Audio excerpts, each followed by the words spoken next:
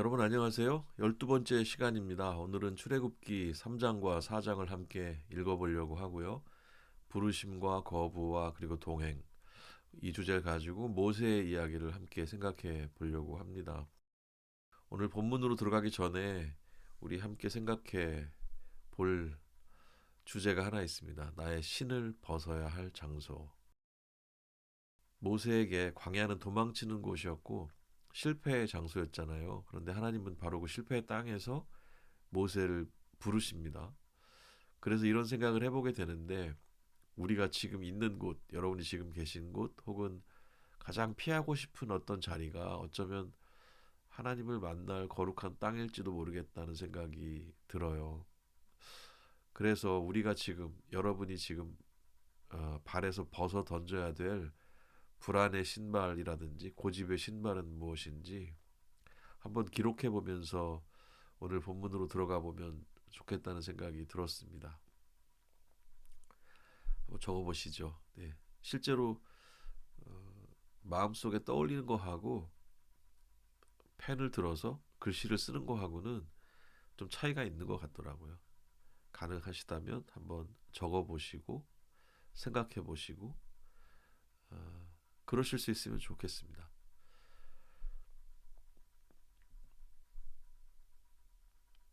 오늘 3장 1절부터 5절 읽으면서 시작을 하겠습니다. 너무 유명한 얘기죠. 떨기나무 불꽃 가운데 나타나신 하나님. 이 떨기나무란 표현도 사실 성경 아니면 잘 보기 어려운 그런 단어긴 한데요. 이 의미가 어떤 것인지 한번 생각해 보도록 하겠습니다. 먼저 본문을 읽는 게 굉장히 중요하니까요. 제가 본문을 읽어드리지만 가끔 이렇게 코도 막히고 목소리가 안 좋을 때도 있어요. 그래서 감상하시는 느낌보다는 함께 좀 읽으신다 이런 마음을 가지고 같이 읽으셔도 좋을 것 같습니다. 1절부터 읽겠습니다. 모세가 그의 장인 미디안 제사장 이드로의 양떼를 치더니 그 떼를 광야 서쪽에서 인도하여 하나님의 산 호렙에 이름에 여호와의 사자가 떨기나무 가운데로부터 나오는 불꽃 안에서 그에게 나타나시니라. 그가 보니 떨기나무에 불이 붙었으나 그 떨기나무가 사라지지 아니하는지라. 이에 모세가 이르되 내가 돌이켜 가서 이 큰 광경을 보리라. 떨기나무가 어째 타지 아니하는고 하니 그때 여호와께서 그가 보려고 돌이켜 오는 것을 보신지라.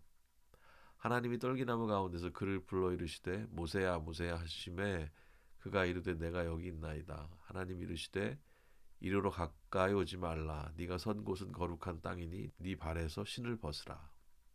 40년 동안 양을 치면서 잊혀진 줄 알았던 모세에게 드디어 하나님이 찾아오십니다. 그런데 나타나신 모습이 참 특이하죠. 화려한 백향목이 아니고 광야에 흔하디 흔한 떨기나무에 불이 붙었습니다. 이것은 비천한 이스라엘 백성 혹은 초라해진 모세 자신을 상징한다 볼 수 있어요. 그리고 불이 붙었지만 타지 않고 있었다는 것은 하나님의 임재가 인간의 연약함을 소멸시키지 않으시면서도 그 안에서 영광스럽게 빛난다는 그런 구속사적인 신비를 보여주는 그런 이야기라고 볼 수 있습니다. 하나님은 모세 이름을 두 번 부르시면서 신을 벗으라고 하세요. 히브리어 샬이란 단어가 여기 벗어 던지다라는 뜻이 여기 쓰여 있는데, 이것은 자신의 권리 또 익숙한 삶의 방식을 포기하고 하나님의 통치 아래 완전히 들어가라는 그 강력한 요청이라고 볼 수가 있습니다. 신을 벗으라. 이 샬이라고 하는 이 단어 기억해 주시면 좋을 것 같아요. 아무튼 실패자로 살던 모세의 인생이 거룩한 땅으로 변하는 역사적인 순간이다. 이렇게 말씀드릴 수 있겠어요. 6절에서 10절 읽어보겠습니다. 또 이르시되 나는 내 조상의 하나님이니 아브라함의 하나님, 이삭의 하나님, 야곱의 하나님이니라.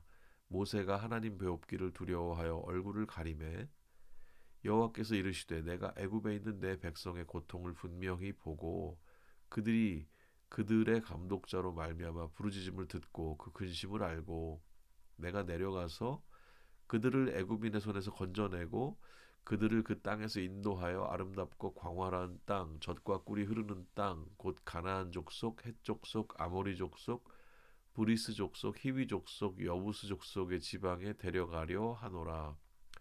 이제 가라. 이스라엘 자손의 부르짖음이 내게 달하고 애굽 사람이 그들을 괴롭히는 학대도 내가 보았으니 이제 내가 너를 바로에게 보내어 너에게 내 백성 이스라엘 자손을 애굽에서 인도하여 내게 하리라. 하나님은 자신을 언약의 하나님으로 소개를 하고 계시죠. 7절에 나오는 동사들 다시 한번 주목을 해 보시죠. 보고, 듣고, 알고. 지난 시간에도 함께 이 단어들을 살펴본 적이 있는데요. 야다라는 단어도 함께 생각을 해본 적이 있습니다. 이것은 하나님이 백성들의 고통에 전인격적으로 함께 하셨다는 의미이고요. 이제 내려가서 건져내겠다는 그런 결단을 보여주시는 장면입니다. 그런데 반전이 있죠. 하나님이 직접 내려가시겠다라고 말씀하셔놓고 정작 10절에서 보면 내가 너를 보내겠다 이렇게 말씀하세요. 이것은 하나님의 구원이 하늘에서 떨어지는 마술이 아니고 하나님께 붙들린 한 사람을 통해서 역사 속에서 이루어진다는 것을 보여주는 아주 핵심적인 장면이라고 볼 수 있겠습니다.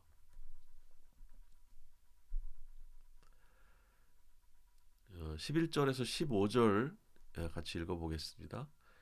모세가 하나님께 아뢰되 내가 누구이기에 바로에게 가며 이스라엘 자손을 애굽에서 인도하여 내리까 하나님이 이르시되 내가 반드시 너와 함께 있으리라. 내가 그 백성을 애굽에서 인도하여 낸 후에 너희가 이 산에서 하나님을 섬기리니 이것이 내가 너를 보낸 증거니라. 모세가 하나님께 아뢰되 내가 이스라엘 자손에게 가서 이르기를 너희의 조상의 하나님이 나를 너희에게 보내셨다 하면 그들이 내게 묻기를 그의 이름이 무엇이냐 하리니 내가 무엇이라고 그들에게 말하리이까.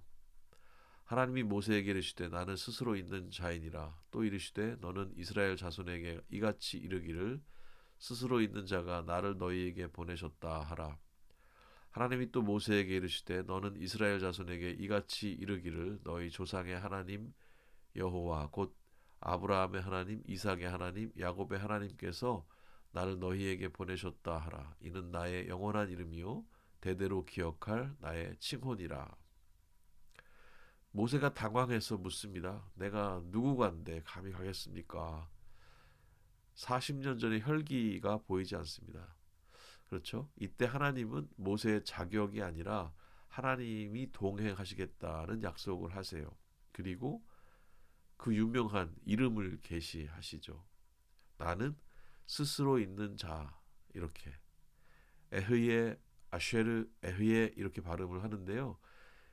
이 말은 단순히 존재한다는 뜻을 넘어서 나는 내가 너희를 위해서 하는 행위를 통해서 나를 나타낼 것이다 라는 굉장히 역동적인 뜻을 담고 있습니다. 하나님은 인간이 함부로 정의할 수 없는 분이고 오직 당신의 구원 사역을 통해서 알 수 있는 분이라고 하는 그런 선포가 되겠어요. 나는 스스로 있는 자이다. 영어로는 I am who I am 보통 이렇게 번역이 되는데요. 스스로 있는 자, 누군가가 만들어낸 피조물이 아니라 창조자이시다라고 하는 자기 정체성을 드러내고 계시는 장면이 되겠습니다.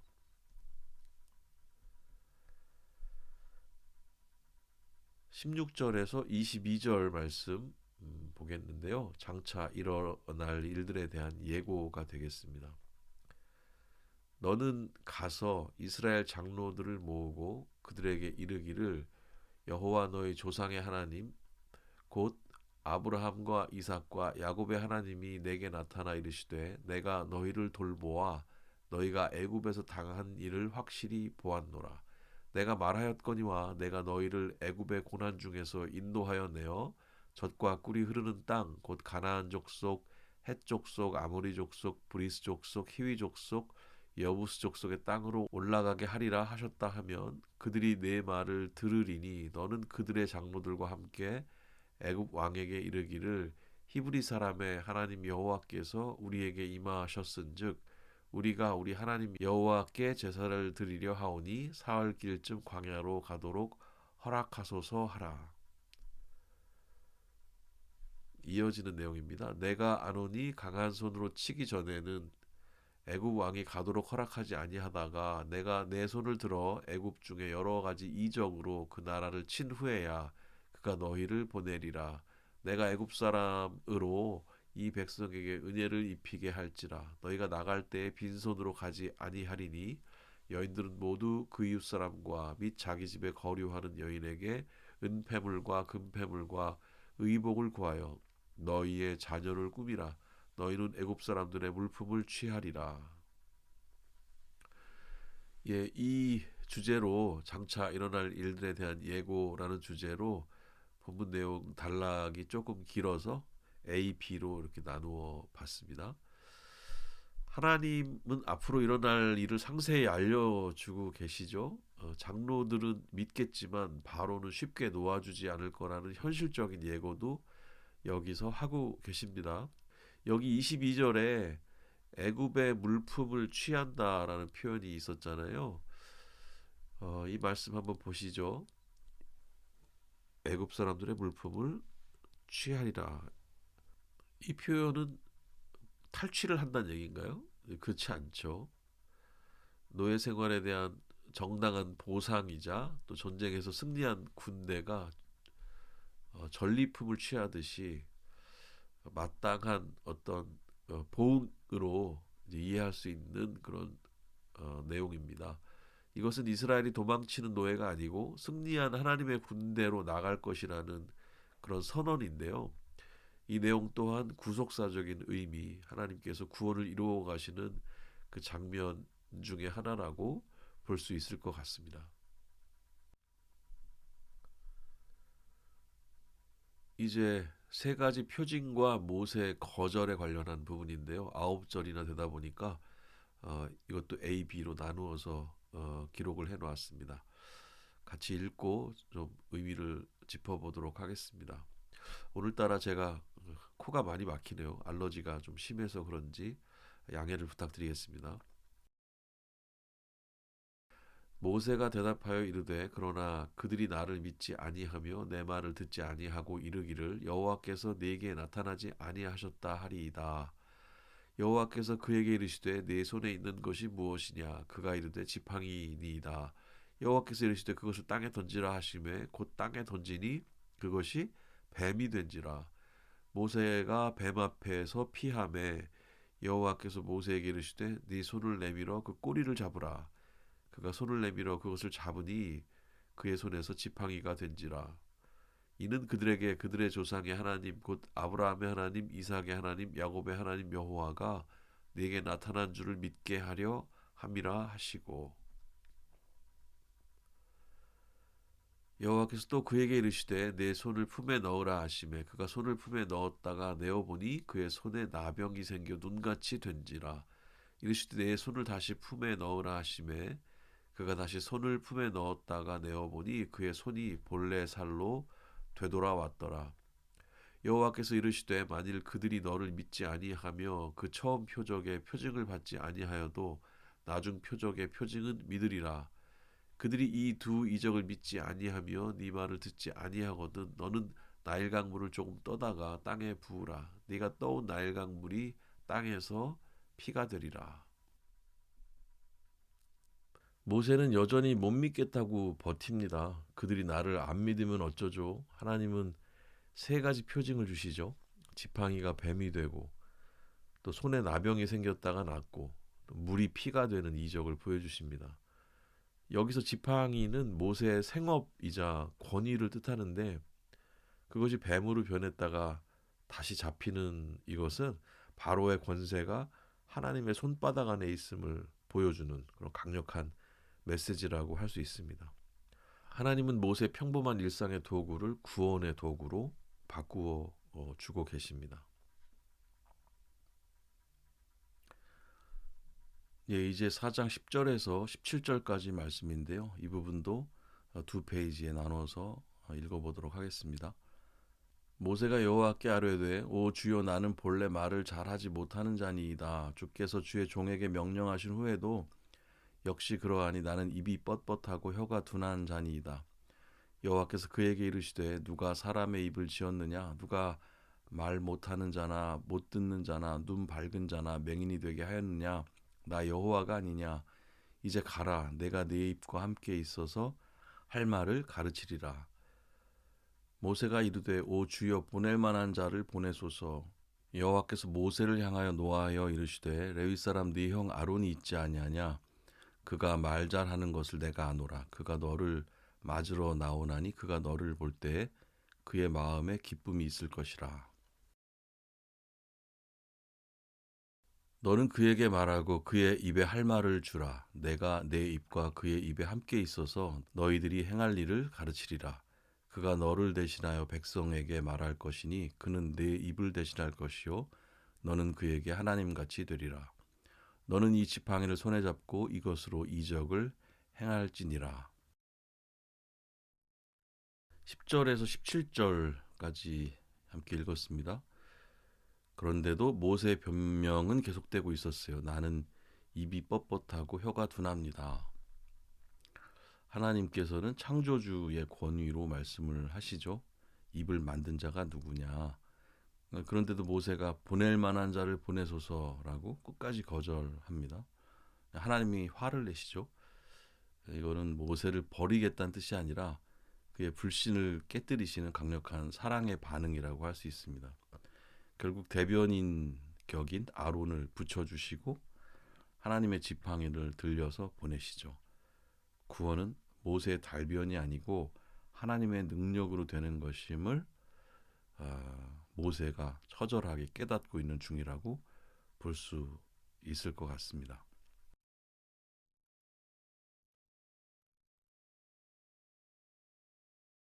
이제 귀환과 죽음의 위기에 대한 이야기를 두 페이지에 나눠서 읽도록 하겠습니다. 모세가 그의 장인 이드로에게 돌아가서 그에게 이르되 내가 애굽에 있는 내 형제들에게로 돌아가서 그들이 아직 살아있는지 살피려 하오니 나로 가게 하소서. 이드로가 모세에게 평안히 가라 하니라.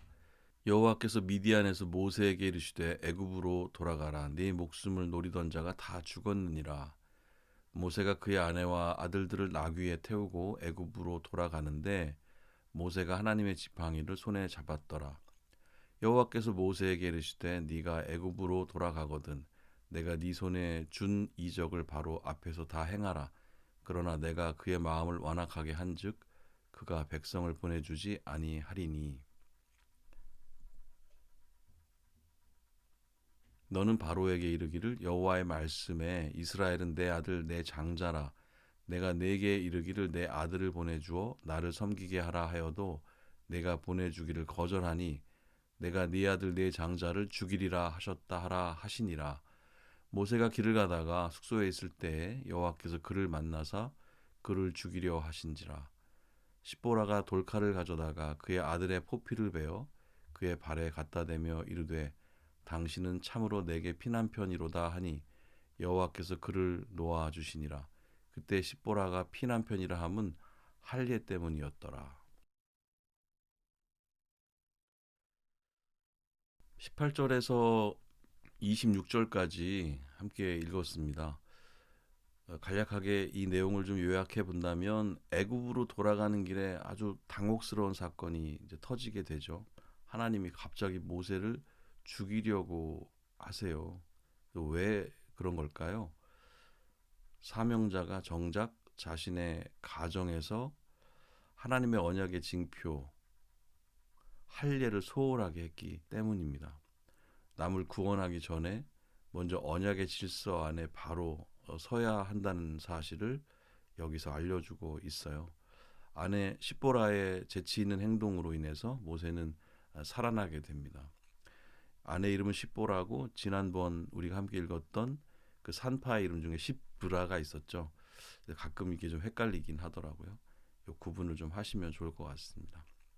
피난편이라는 표현은 할례를 통해서 모세가 죽음에서 생명으로 건져졌고 이제 진짜 언약의 전령사가 되었다. 이런 것을 의미한다 볼 수 있습니다. 4장 18절에서 26절 B까지 그 내용을 함께 살폈고요. 이제 27절에서 31절까지 말씀입니다. 여호와께서 아론에게 이르시되 광야에 가서 모세를 맞으라 하시매 그가 가서 하나님의 산에서 모세를 만나 그에게 입맞추니 모세가 여호와께서 자기에게 부탁하여 보내신 모든 말씀과 여호와께서 자기에게 명령하신 모든 이적을 아론에게 알리니라. 모세와 아론이 가서 이스라엘 자손의 모든 장로를 모으고 아론이 여호와께서 모세에게 이르신 모든 말씀을 전하고 그 백성 앞에서 이적을 행하니 백성이 믿으며 여호와께서 이스라엘 자손을 찾으시고 그들의 고난을 살피셨다 함을 듣고 머리 숙여 경배하였더라. 드디어 모세와 아론이 만나는 장면이죠. 모세의 걱정과 다르게 장로들과 백성들은 말씀을 듣고 이적을 보면서 하나님을 믿게 됩니다. 31절에 찾으시고 살피셨다라는 그 표현은 앞서 봤던 야다, 아셨다의 구체적인 행동이라고 볼 수가 있어요. 31절에 여기 찾으시고 그리고 살피셨다라는 표현이 나오죠. 앞서 봤던 야다, 아셨다의 구체적인 행동이라고 볼 수 있습니다. 백성들은 비로소 자신들이 버려진 존재가 아니라는 사실에 감격하면서 머리 숙여서 경배합니다. 고통의 현장이 예배의 현장으로 바뀌는 역사적인 순간이라고 말할 수가 있겠어요. 그렇게 하나님 앞에서 주저하고 자신감 없어 하던 모세를 하나님께서 정말 요즘 표현으로 보면 멱살 캐리 하시는 그런 모습을 볼 수가 있습니다. 주변에 도우미들을 다 배치해 주시고 하나님께서 보여주실 것들 다 보여주시고 하면서 하나님의 그 역사를 이루어 가시는 모습을 보게 되는데 이런 것들이 바로 구속사적인 여정이라고 볼 수가 있을 것 같아요. 누군가 뛰어나서 누군가 훌륭해서 이루어지는 일들이 아니고 모든 일은 하나님으로부터 시작되고 하나님이 그 일을 직접 행하시는 모습들을 보게 됩니다. 그 하나님의 일의 조력자로서 대행자로서 하나님께서 사람을 선택해서 사용하시는데 그 선택된 사람들의 모습도 그렇게까지 훌륭하거나 대단한 사람들이 아니었음을 알게 돼요. 그런 사람들을 하나님께서 택하시고 훈련하셔서 하나님의 사람으로 사용하시는 그런 상황들을 오늘도 볼 수가 있습니다. 오늘 내용을 정리하면서 퀴즈 몇 가지 풀어보고 정리하도록 하겠습니다. 첫 번째 문제인데요. 하나님이 떨기나무 불꽃 가운데 나타나 모세에게 네 발에서 신을 벗으라고 하셨을 때 히브리어 샬에 담긴 영적 의미와 구속사적인 배경은 무엇일까요? 샬이란 단어 말씀드렸습니다. 네 발에서 신을 벗으라 그 의미에 해당하는 단어라고 말씀드렸는데 첫 번째 답지를 보겠습니다. 광야의 모래가 뜨거우니 발을 조심하라는 뜻이다. 그럴 수 있겠죠. 자신의 권리와 옛 삶의 방식을 내려놓고 하나님의 통치 아래 완전히 복종하라는 정체성의 변화를 뜻한다. 이게 오답을 이렇게 길게 쓰는 경우는 많지는 않은 것 같습니다. 그래서 2번이 이 문제의 답이 되겠습니다. 자신의 권리, 우리가 앞서서 했던 우리가 벗어야 될 신발 이런 것도 생각해봤죠. 옛 삶의 방식을 내려놓고 하나님의 통치 아래 완전히 복종하라는 정체성의 변화를 뜻한다고 볼 수 있습니다. 신발이 너무 낡았으니까 새 신발로 갈아 신기라는 예언이다. 그럴 수도 있겠지만 이 맥락에선 틀린 대답이 되겠죠. 애굽의 왕궁 예절을 광야에서도 지키라는 뜻이다. 이 오답이지만 되게 매력적이지 않습니까? 네, 아무튼 두 번째 답지가 정답이 되겠습니다. 네 발에서 신을 벗으라. 지금 어쩌면 하나님께서 우리에게 이 동일한 말씀을 하고 계시는지도 모르죠. 우리는 어떤 신을 벗어야 할까 다시 한번 생각해 보시면서 이 주제를 정리해 보시면 좋겠습니다. 두 번째 문제입니다. 하나님이 가르쳐 주신 이름 에흐예, 아쉐르 에흐예, 일부러 이렇게 좀 발음을 써놨습니다. 나는 스스로 있는 자라는 이 이름이 이스라엘 백성들에게 주는 가장 큰 위로는 무엇일까요? 1번 하나님은 아주 옛날에만 존재하셨던 분이라는 뜻이다. 이걸까요? 2번 하나님은 과거의 언약을 오늘날 구원 사역으로 실천하며 증명하시는 역동적인 분이라는 뜻이다. 아까 제가 설명드린 표현들이 여기 다 들어가 있죠. 3번 하나님은 너무 높이 계셔서 인간이 도저히 알 수 없다는 뜻이다. 4번 이름이 너무 어려우니 함부로 부르지 말라는 경고이다. 어떻습니까? 예, 굉장히 헷갈리시죠? 2번이 답지가 되겠죠? 어떤 경우에는 오답이지만 굉장히 매력적인 그런 답지들도 항목들도 있는 것 같습니다. 세 번째 문제입니다. 애굽으로 돌아가던 모세가 죽음의 위기를 넘긴 후 아내 십보라가 모세를 피난편이라고 부르게 된 사건의 핵심 이유는 무엇일까요? 모세가 전쟁에서 피를 많이 흘렸기 때문이다. 이건 아니죠. 언약의 징표인 할례를 행함으로써 죽음에서 생명으로 건져졌기 때문이다. 네, 이것이 맞는 답이 되겠습니다. 세 번째, 모세의 고향이 원래 피가 많이 나는 땅이었기 때문이다. 어때요? 매력적인가요? 아닙니다. 십보라가 모세를 무서운 사람이라고 생각했기 때문이다. 이것도 아니죠. 왠지 그 피라는 단어 때문에 이렇게 생각할 수도 있겠지만 그렇진 않죠. 예, 이제 퀴즈에 이어서 오늘의 본문에서 이야기해주고 있는 주요 주제들을 가지고 생각하고 정리하는 시간, 또 우리 일상의 자리로 어떻게 적용을 할 수 있을지 또 생각해보고 한번 같이 우리 삶의 제안도 한번 드려보고 하는 시간 가져보려고 합니다. 첫 번째는 내 안에 못해요라는 거절의 이면을 들여다보기. 이거 한번 해보면 좋을 것 같습니다. 최근에 내가 보낼 만한 자를 보내소서라고 하면서 다소 뒤로 물러나고 있는 영역이 있나요? 어디인가요? 정말 실력이 부족해서인지 아니면 책임지기 싫은 두려움 때문인지 이번 주에 내 능력으로는 부족해 보이지만 하나님이 주신 마음이라고 생각되는 작은 일에 예라고 답하고 한 걸음만 내디뎌 보시는 건 어떨까요? 내 입이 아니라 이 입을 만드신 분이 그렇게 일하시는 상황을 아마 경험하시게 될 거라고 믿습니다. 모세의 모습을 통해서 또 우리가 얻어볼 수 있는 그런 묵상과 적용이 아닌가 하는 생각이 들어요.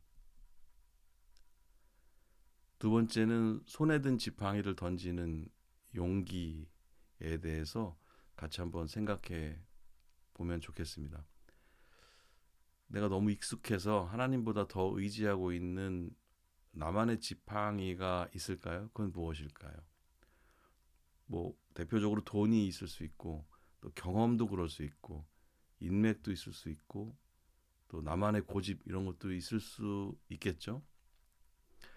모세의 지팡이는 던져졌을 때 비로소 하나님의 능력이 됐습니다. 내가 붙잡고 있는 그 지팡이를 오늘 기도의 자리에서 하나님 앞에 한번 내려놓아 보시면 어떨까요? 그리고 이렇게 기도해 보시면 좋겠어요. 주님, 내 경험이 아니라 주님의 능력으로 이 일을 감당하겠습니다. 이렇게 한번 기도해 보시길 권해드립니다.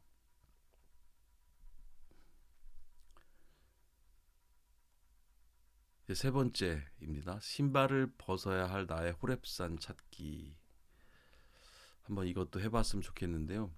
매일 반복되는 지루한 일터, 또 갈등이 끊이지 않는 가정, 혹은 또 열등감을 느끼게 하는 실패의 자리가 어쩌면 하나님이 나를 기다리고 계신 호렙산은 아닐까 하는 생각이 들어요.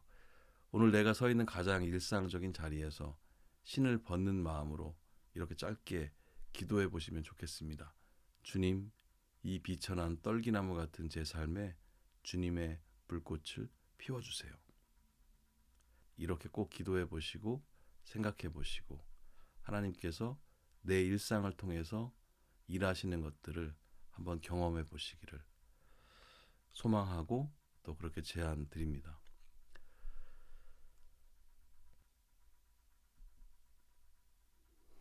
하나의 이야기로 느리게 읽는 구약. 네, 오늘은 12번째 시간이었고요. 출애굽기 3장과 4장을 이렇게 읽어보고 의미를 생각해 봤습니다. 하나님 부르셨고 모세는 거부했고 그러나 하나님께서 동행해 주셨던 이야기를 함께 보면서 또 우리의 삶의 자리를 돌아보고 또 이런저런 제안들과 또 생각들을 해본 시간이 되었습니다. 예, 수고 많이 하셨고요. 다음 시간에는 13강 출애굽기 12장으로 이어가도록 하겠습니다. 6월절에 대한 이야기, 본격적인 출애굽의 스토리가 이어지겠습니다. 또 함께 열심히 참여해 주시기를 바랍니다. 오늘의 본문도 찬찬히 다시 한번 살펴보시고 정리해 보시면 좋겠습니다. 수고 많으셨고요. 다음 시간 13강에서 뵙도록 하겠습니다. 감사합니다.